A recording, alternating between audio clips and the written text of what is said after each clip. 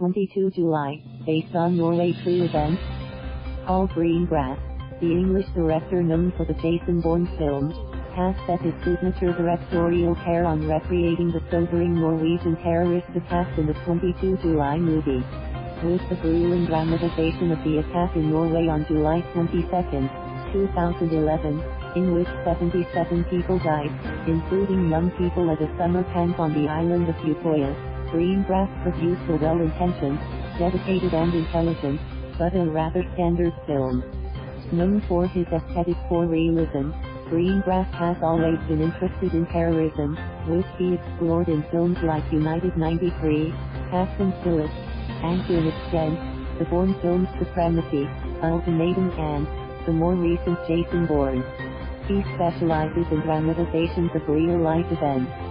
Furthermore, the director is known for his signature use of handheld cameras. His early film, Bloody Sunday, won the Golden Bear at the 52nd Berlin International Film Festival.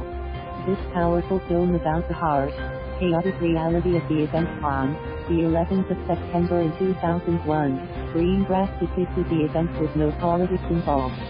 All of the film characters are just people caught in cruel progress towards tragedy, honoring the memory of the victims rather than forming theories that paint the wrong picture for other people. Moreover, his commitment to the Bourne films is perhaps the most influential work in the action genre. Greengrass doesn't stoop to pirate digital brilliance to engage the viewing audience. Instead, he lets them focus on long, cool takes to highlight action which then reveals in-depth character.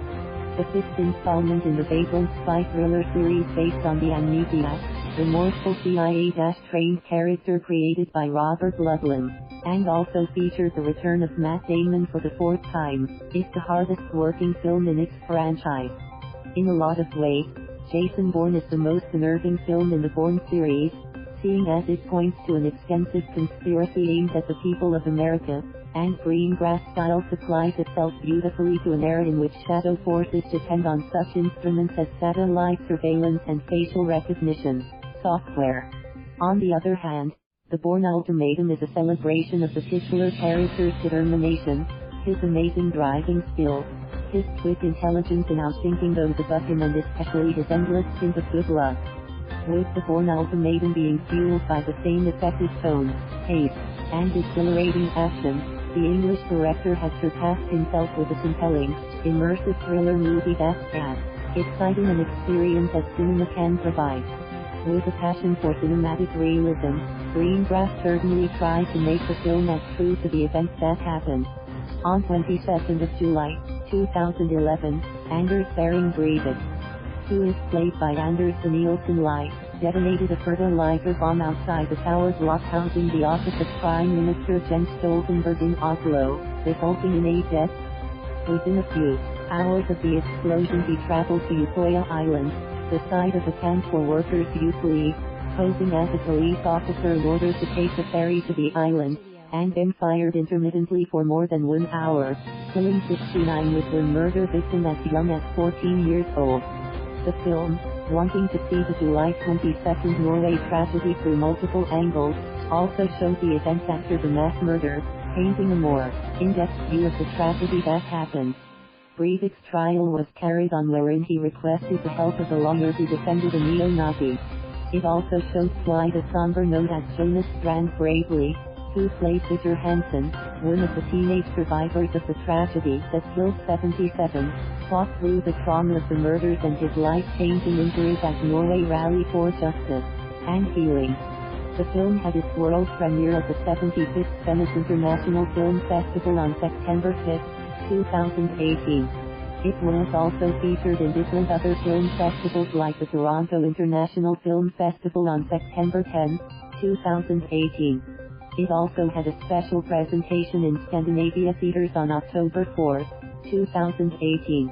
If you're looking for the best movies on Netflix to watch, 22 July can be streamed on the American media services provider, having been released since October 10 last year in 2018 simultaneously within select theaters.